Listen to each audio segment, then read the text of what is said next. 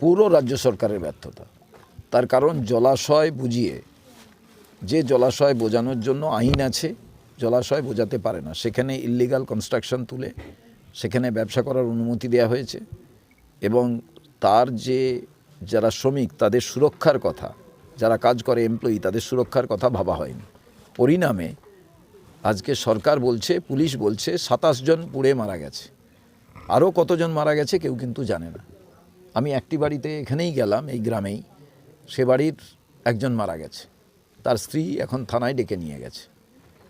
আর আরেকটি বাড়িতে গেলাম, কোনো কারণে তিনি বেঁচে গেছেন, যে কন্ট্রাক্টর তিনিও মারা গেছেন। যার বাড়িতে দাঁড়িয়ে আমি আপনাদের কাছে বলছি তিনি পুড়ে গেছেন পুরো, আপনারাও দেখলেন। আমরা দুটো বাড়িতে গেলাম, আমাদের কি আর বলবো, কিভাবে সাহায্য করা যাবে। আমি সরকারকে বলেছিলাম যারা মারা গেছে 25 লক্ষ টাকা করে দেয়া হোক, একটি সরকারি চাকরি তাদের পরিবারকে দেয়া হোক, আর যারা আহত হয়েছেন, পুড়ে গেছেন, তাদের চিকিৎসার ব্যবস্থা এবং এককালীন টাকা। তা না হলে তারা তো কিছুদিন কাজ করতে পারবে না, তো তাদের সংসার চলবে কি করে, কার কাছে দাবি করবেন? কন্ট্রাক্টরই তো মারা গেছে। অতএব যারা এই ব্যবসার মালিক এবং সরকার, তাদের ভাবতে হবে। এবং এই যে ডিপার্টমেন্টগুলো, ধরুন ফুড ডিপার্টমেন্ট, ধরুন যারা ট্রেড লাইসেন্স দিচ্ছে, এদের তো প্রত্যেকেরই জেল হওয়া দরকার। কি করে এখানে পেলো? Fire department. তো সার্বিকভাবে আমার মনে হয়েছে যে সরকার পুরো ভেঙে পড়েছে এবং সরকারি কোনো রকম অর্থ সাহায্য এখনো পর্যন্ত কাউকে দেয়া হয়নি। থানা বারে বারে ডাকছে, কি করছে থানা? এখানকার যিনি বিধায়ক আছেন তাকে বলবো, তিনি তো চেল্লাবেন, বিধানসভা শুরু হচ্ছে, এখানকার থেকে যিনি এমপি আছেন তিনি তো চেল্লাবেন। এবং যেখানে আগুন লেগেছিল সেখানকারও পঞ্চায়েতের মেম্বার যারা আছেন, যারা বিধায়ক আছেন, যারা এমপি আছেন, তারাই বা কী করছেন? তো আমি মনে করি যে সরকারের এক মুহূর্ত আর ক্ষমতায় থাকা উচিত নয়। এবং এই রাজ্যে আমরা তো বিধানসভার ভেতরে নেই, শূন্য। তো এবার আমরা বলার মতো জায়গা কোথায়? বাইরে। কিন্তু বিধানসভার ভেতরে যাদের বলার মতো আছে, সেই এই রাজ্যেরই, এই জেলারই বাসিন্দা বিরোধী দলনেতা, তিনিও নিশ্চুপ। জলাশয়ের ওপরে বড় বড় বিল্ডিং হয়েছে, তিনি কি করছিলেন? সরকার তো অন্যায় করছে, সরকারের সেই অন্যায়টা বন্ধ করার জন্য বিরোধী দল থাকে। টিএমসি অন্যায় করছে, বিজেপি সেই অন্যায় মাথা পেতে নিচ্ছে, শুধু নির্বাচনে জেতার কৌশল তৈরি করছে। এই এলাকার মানুষকে বলবো যে এই রাজ্য সরকার, তাকে পরিবর্তন করা দরকার, আর বিজেপিকে রোখা দরকার।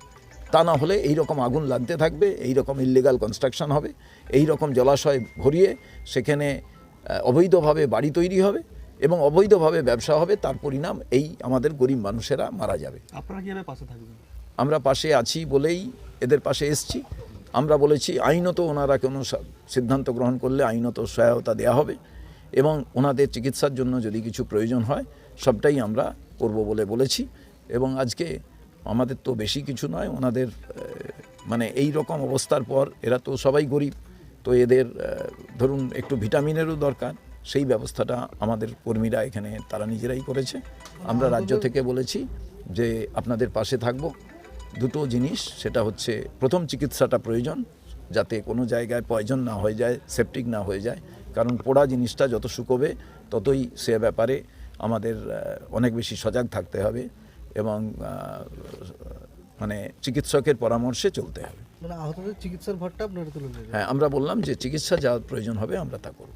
আর আপনারা বললেন যে 25 লক্ষ টাকা ওটা আমরা সরকারের কাছে দাবি করেছি এবং যারা মারা গেছে সরকার যাতে এই 25 লক্ষ টাকা একজন পরিবারের থেকে চাকরির ব্যবস্থা করে। কারণ পুরো যে পুড়ে গেছে তাকে চাকরি বা তাকে তার এককালীন অর্থ সাহায্যের কথা বলা হয়েছে। তার কারণ কতজন কি তো এখনো পর্যন্ত পরিসংখ্যান সরকার সঠিকভাবে দেয়নি, আমরাও তো জানতে পারছি না। রাতের বেলা তো আগুন লেগেছে, পরের দিন তো সব বডি, সব মাংস লোপাট। আমরা গিয়ে যখন পৌঁছই তখনও পর্যন্ত ওখানে সরকার পক্ষ এবং বিধানসভার বিরোধী দল কেউই পৌঁছয়নি। সেটুকুর ব্যবস্থা আমরা তো সরকারে নেই, আমরা দাবি করতে পারি আর আমাদের দলীয় পর্যায় থেকে আমরা যতটুকু করার করতে পারি, কিন্তু সেটা তো একটা রাজনৈতিক একজন মানুষের জীবন জীবিকা সমস্ত কিছুর ক্ষেত্রে সরকার যদি না করে তাহলে তো তার কোনো মূল্য থাকে না। অতএব সবটাই সরকারকে করতে হবে। মুখ্যমন্ত্রী 10 লক্ষ টাকা করে ক্ষতিপূরণের আশ্বাস দিয়েছেন। পাশাপাশি যে সমস্ত নিখোঁজ পরিবার তাদের প্রত্যেকের পরিবার থেকে সিভিক ভলেন্টিয়ার চাকরি দেওয়া হবে এমন তিনি ঘোষণা করেছেন। আগে সেটা ইমপ্লিমেন্ট হোক, আগে 10 লক্ষ টাকা তারা পাক। আমি ওটা 25 লক্ষ বলেছি। এই কারণে বাড়ির সর্বস্ব চলে গেল। ওই বাচ্চা মেয়েটা, তার স্ত্রী বেঁচে আছে, কার উপরে 10 লক্ষ টাকা কতদিনে কি চলবে, তাও সেটা দিয়ে সরকার দিক। কারণ এটা সম্পূর্ণ তো সরকারের উদাসীনতা, সরকারের অপদার্থতার কারণে এই ঘটনা ঘটলো, নাহলে তো ঘটতো না। ধরুন কোনো জায়গায় যদি সঠিকভাবে বাড়ি নির্মাণ হয়, সঠিকভাবে ব্যবসা হয়, তাহলে তার নিয়মকানুন মানতে হয়। সেখানে অগ্নি নির্বাপক যন্ত্রই নেই, একটা গুদামজাত করা হয়েছে। যদি আপনি লাইসেন্স দেন তাহলে আধিকারিকরা সেখানে যাবেন, ছানবিন করবেন, তারা দেখবেন ইন্সপেকশন কিছুই হয়নি। ফায়ারের ডিজি বলছে ফায়ার অডিট হতো না। তো এইগুলো যে ডিপার্টমেন্টের এই মন্ত্রীরা, তাদের তো গ্রেপ্তার করা উচিত। দিল্লি থেকে সর্বভারতীয় যুব কংগ্রেসের সভাপতি উদয় ভানুচি, তিনি প্রচণ্ডভাবে উদ্বিগ্ন। এখানে যিনি আহত হয়ে মানে কোনোভাবে প্রাণ বেঁচেছে, তার সঙ্গে তিনি কথা বলতে চান। তিনি এইমাত্র একটি ইন্দোরের, মধ্যপ্রদেশের একটি এয়ারপোর্টে নেমেছেন। তাই জন্য যুব কংগ্রেসের ভাইরা এখানে দাঁড়িয়ে থাকবেন, তারা ওর সঙ্গে কথা বলিয়ে দেবে। তার কারণ আমরা ছাত্র, যুব, মহিলা, পুরো কংগ্রেস পরিবার, তিনি কি রাজনীতি করেন, এই পাড়া কি, তার পরিবার কি, কিচ্ছু জানতে চাই না। তিনি তার প্রাণ বাঁচিয়েছেন, নিজের যারা তাকে সাহায্য করেছেন, এবং তিনি প্রাণে বেঁচে গেছেন, তার পাশে কংগ্রেস আছে। সেই কারণে আমাদের সর্বভারতীয় নেতা, তিনিও কথা বলবেন। আমরা পরের বাড়িতে যাচ্ছি, ওনারা অপেক্ষা করছেন। তিনি নেমে ফোন করলে ওনার সঙ্গে কথা বলিয়ে দেওয়া হবে। এবং পুরো মাত্রায় আমি এইটুকু বলছি, চিকিৎসার সম্পূর্ণ ভার আমরা বহন করব। ওনারা যদি চান, আমরা পুরো আইনের সহায়তা দেবো যদি ওনারা চান। কারণ সার্বিকভাবে যিনি আহত হয়েছেন তার পুরো সুস্থতা প্রথমে আমরা কামনা করি। কয়েকটি জায়গায় আপনারা গ্রামবাসীরা আছেন, আমি কয়েকটি বাড়িতে ঘুরে আমি এখানে এলাম।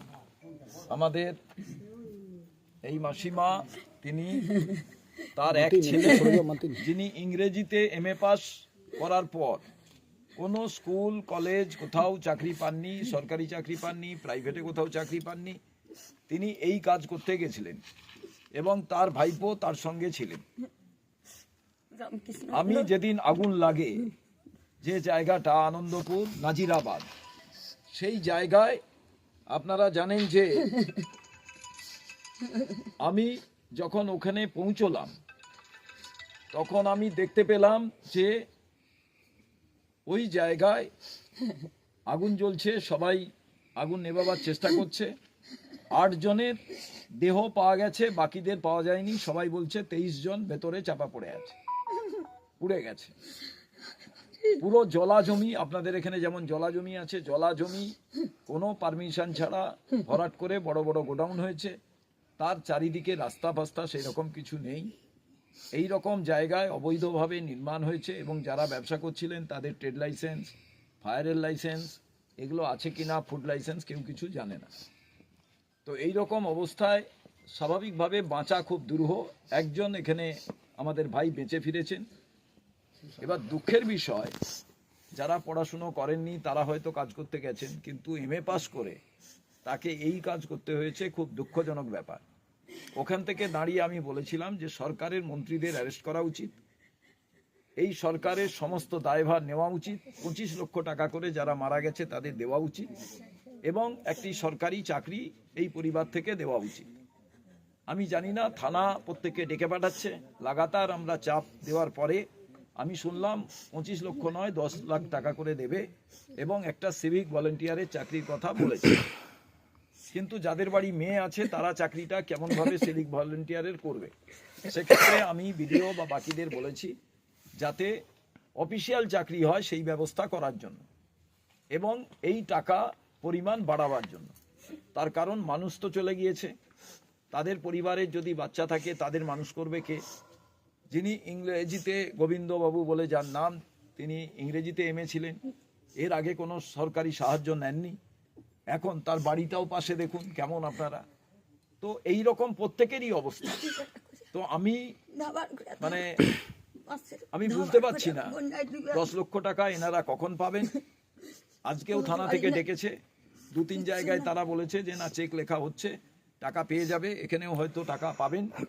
কিন্তু তার সঙ্গে সঙ্গে চাকরিটা কেমন হবে, কারণ কালকে সরকার না থাকলে চাকরিটা যাতে থাকে, আবার কেউ তাদের চাকরি থেকে বার যাতে না করে দেয়, এটাও আমাদের জেলার যারা নেতৃবর্গ আছেন তাদের আমি বলেছি এই ব্যাপারটা কথা বলতে। এর পরেও যদি কেউ আইনত সহায়তা আমাদের কাছে চান, যেমন একজন পুড়ে গিয়েছেন, তার চিকিৎসার ভার আমরা বলে এসেছি, তার পরিবারকে ওষুধপত্র যা লাগবে আমরা তার ব্যবস্থা করব। এখানেও আমরা বলছি সরকার কি করছে আপনারা দেখুন। আমরা লাগাতার চাপ দিলে এমন বলতে পারে যে সরকার করছিল তারপরে আমরা দিলাম। আমি তাই এসছিলাম একেবারে সরজমিনে বিষয়টা দেখতে, সবাইকে নিয়ে, যারা মেদিনীপুরের আমাদের কংগ্রেসের সব লোকেরা তারা, এবং বারে বারে দিল্লি থেকে আমাদের নেতারা এই ব্যাপারটা খোঁজ নিচ্ছেন, জানতে চাইছেন যে কি ঘটনা ঘটলো। কারণ আজ পর্যন্ত যে পুলিশ আমাদের পরিসংখ্যান দিয়েছে যে 27 জন মারা গেছে, একজন বেঁচেছে বলে বলছে, কিন্তু আসল কতজন মারা গেছে সেটা কিন্তু এখনো পর্যন্ত সঠিক নয়। এর মধ্যে বাচ্চা আছে, একটি পরিবারে সে ক্লাস 11-এ পড়ে, তার দিদি ইংরেজিতে অনার্স নিয়ে পড়ে। এমন কিছু ব্যাপার নয়, বাচ্চাটা শুধু নিজের রোজগারের স্বার্থে যে আমার হাতে কিছু টাকা আসবে, এর আগে 3 দিন কাজ করেছিল এখানে, বাবা মা কাউকে না বলে কাজ করতে চলে গিয়েছিল বন্ধুর সঙ্গে একসঙ্গে পড়ে। তো আপনাদের এই গ্রামের আমি চারিদিকে ঘুরে যে অবস্থা দেখলাম, যে আপনাদের এরপরে কোথাও কাজ করতে গেলে প্রথম দেখা প্রয়োজন যে কোথায় কাজ করতে যাচ্ছে। এবং এখানকার যারা এমএলএ, বিধায়ক, এমপি, সবার কাছে আমি রাজনীতির বাইরে উঠে বলছি এই পরিবারের পাশে থাকা প্রয়োজন, সবাই মিলে থাকুন। এনাদের যদি কিছু প্রয়োজন হয় এরপরে আমাদের সঙ্গে কথা বললে, লোকাল এখানে তপনবাবু আছে, আর প্রদীপ বাবু আছেন, আর অজিত বাবু আছেন, এনাদের মাধ্যমে কথা বললে আমাদের জেলা নেতৃত্ব কথা বলবে। এবং আমরা সমস্ত, এটা রাজনীতি ফাজনীতি নয়, এদের পরিবারের লোক চলে গিয়েছে, সেই জন্য আমি এসছি। আমি মেদিনীপুরের বাসিন্দা, তা আমার মনে হয়েছে আমার জেলারই ম্যাক্সিমাম মানুষ ওখানে আগুনে পুড়ে মারা গিয়েছে, যখন কেউ যায়নি তখন আমরা কয়েকজন মিলে ওখানে দৌড়ে গিয়েছিলাম, গিয়ে যে অবস্থা দেখেছিলাম আমার মনে হয়েছে বাড়ির লোক যদি দেখতেন তাহলে ওখানে কাউকে কাজ করতে পাঠাতেন না। তো আজকে এটাও এরপর থেকে আপনারা সজাগ থাকবেন। নিশ্চয়ই পয়সার দরকার, চাল ডাল রুটি জন্য, কিন্তু কোথায় কাজ করতে যাচ্ছে সেটা একবার বাড়ির লোকেরা নিশ্চিতভাবে জানতে চাইবেন। এটা আপনাদের কাছে আমাদের আবেদন থাকে। আজকে আমরা এসেছি আমাদের অল ইন্ডিয়া যুব কংগ্রেস প্রেসিডেন্ট মাননীয় উদয় ভানু চিপজি আমাদেরকে ডাইরেকশন দিয়েছিলেন, এবং উনি নিজের ইচ্ছা প্রকাশ করেছিলেন যে যারা যারা এটাতে মারা গেছে বা যিনি বেঁচে গেছেন ওনাদের ফ্যামিলি এবং ওনাদের সাথে সাক্ষাৎ করে ওনাদের যারা যা অসুবিধা হচ্ছে বা যা হেল্প রিকোয়ারমেন্ট হচ্ছে, লিগাল হোক, মেডিসিনাল হোক, যা কিছু আছে আমাদের ওদের সাথে দাঁড়াবার বার্তা দেওয়ার জন্য আমরা এখানে এসেছিলাম। কাশিফ রাজা, সদস্য, লিডারশিপ কমিটি, পশ্চিমবঙ্গ যুব কংগ্রেস। দেখুন, এই যে মর্মান্তিক ঘটনা আনন্দপুরে ঘটেছে, যেখানে এতজনের প্রাণহানি ঘটেছে, তার মধ্যে থেকেও উপরওয়ালার অসীম দয়া, একজন বেঁচে ফিরেছেন। প্রথমেই তার সুস্থতা কামনা করি। পাশাপাশি আজ আমরা তার বাড়িতে এসেছি, ওনার সাথে আমরা আমাদের সর্বভারতীয় যুব কংগ্রেসের সভাপতি মাননীয় শ্রী উদয় ভানু চিপজির কথা বলিয়ে দিয়েছি। আমরা যুব কংগ্রেসের পক্ষ থেকে সভাপতিও এসছেন প্রদেশ কংগ্রেসের। আমরা আশ্বস্ত করছি ওনার পরিবার যদি চান, উনি যদি চান, ওনার মেডিকেলের সমস্ত খরচা আমরা বহন করতে রাজি আছি। আমাদের সাথে জেলা যুব কংগ্রেস সভাপতি মতিন আছে, আমার আরেকজন leadership committee member Kashif Reza আছে, এছাড়াও প্রদেশ কংগ্রেসের সভাপতি এসছেন, তার সাথে করে সাধারণ সম্পাদকরা এসছেন, পার্থ ভৌমিক, সম্পাদক সংগঠন আজমল খান এসছেন। আমরা কথা বললাম, সভাপতি কথা বলে গেছেন, প্রদেশ সভাপতি। আমরা থেকে এখন যুব কংগ্রেসের পক্ষ থেকে উদয় ভানু চিপজির সাথে, আপনারাও দেখলেন ভিডিও কলের মাধ্যমে, আমরা সর্বভারতীয় সভাপতির সাথে কথা বললাম। পাশাপাশি একটা কথা আমি বলতে চাই, যারা মারা গেছেন তাদেরকে রাজ্য সরকার ইতিমধ্যে 10 লক্ষ টাকা দিয়েছে, ঘোষণা করেছে। কবে পাবে না পাবে আইনের মার পেছে যেন সেটা দেরি না হয়, দ্রুততার সাথে তাদের কাছে পৌঁছায়। পাশাপাশি রাজ্য কংগ্রেস থেকে যে দাবি তুলেছে 10 লক্ষ টাকাই শুধু একটা জীবনের দাম হতে পারে না, মিনিমাম 25 লক্ষ টাকা দেওয়া হোক তাদের ক্ষতিপূরণ হিসাবে, যাতে তাদের পরিবারগুলো নতুন করে বাঁচার স্বপ্ন দেখতে পারে। নমস্কার, আমার নাম অর্ঘ্য গণ, পশ্চিমবঙ্গ প্রদেশ যুব কংগ্রেস নেতৃত্ব কমিটির সদস্য। আমরা বিধানসভাতে নাই, এই জেলা থেকে কোনো মেম্বার্স নাই, আমাদের লোকসভাতেও এখান থেকে কোনো আমাদের কংগ্রেসের কোনো মেম্বার্স নাই। বাট কংগ্রেস ওয়ার্কার তারা সবসময়ের জন্য মানুষের বিপদ আপদে মানুষের সঙ্গে সবসময়ের জন্য থাকে। এতেই কংগ্রেসকে চেনা যায় যে কংগ্রেসিরা তারা সবসময়ের জন্য মানুষের বিপদের সময় থাকবে। আর সেই বিপদ একটা মর্মান্তিক ঘটনা, যে ঘটনা মানুষ পুরো পশ্চিমবাংলা ভারতবর্ষকে কাঁপিয়ে দিয়েছে, এতগুলো যান চলে গিয়েছে। সেই সুবাদে আমরা এর আগেও এসেছিলাম, আজকেও পুনরায় এসেছি। আমাদের প্রদেশ নেতৃত্ব, আমাদের অল ইন্ডিয়া যুব কংগ্রেসের সভাপতি উদয়ভানু চিপজি, তিনিও কথা বলার জন্য আবেগফুল ছিলেন, তিনাকেও কথা বলালাম। আমরা এই কেসে সকলে কষ্ট প্রকাশ তো সবাই করেছে, কিন্তু তার সাথে সাথে তাদের আগামী দিনের ভবিষ্যতের জন্য আমরা চিন্তাভাবনা করে রাজ্য সরকারের কাছে আমরা যে দাবি রেখেছিলাম 25 লাখ এভরি পার্সনকে যেন সহায়তা দেওয়া হয়, তার সাথে সাথে যিনি একজন বেঁচে আছেন তিনার চিকিৎসার জন্য আমরা নিজেরাও দায়িত্ব নিয়েছি। ওনার চিকিৎসার জন্য ওনার যা যা সহযোগিতা লাগবে তা আমরা করব বলে সেই আশ্বাসন দেওয়ার জন্য আমরা পূর্ব মেদিনীপুর যুব কংগ্রেস সভাপতি হিসেবে আমি এসেছি। আমাদের যুব কংগ্রেসের যিনারা ওয়েস্ট বেঙ্গল ইনচার্জ যারা আছেন, যারা দায়িত্ব আছেন, এখন অর্ঘদা আছে, কাশিদা আছে, আরও সমস্ত যুব কংগ্রেসের মেম্বাররা এসেছেন। সকলে একটাই কামনা নিয়ে এই বেঁচে আছেন, তিনার চিকিৎসা হোক। আর যিনাদের ফ্যামিলি থেকে একজন দুজন করে হারিয়ে গিয়েছে তাদেরকে 25 লক্ষ টাকা করে সহায়তা দেওয়া হোক, সেই আশ্বাসন দেওয়ার জন্য আমরা এখানে এসেছি।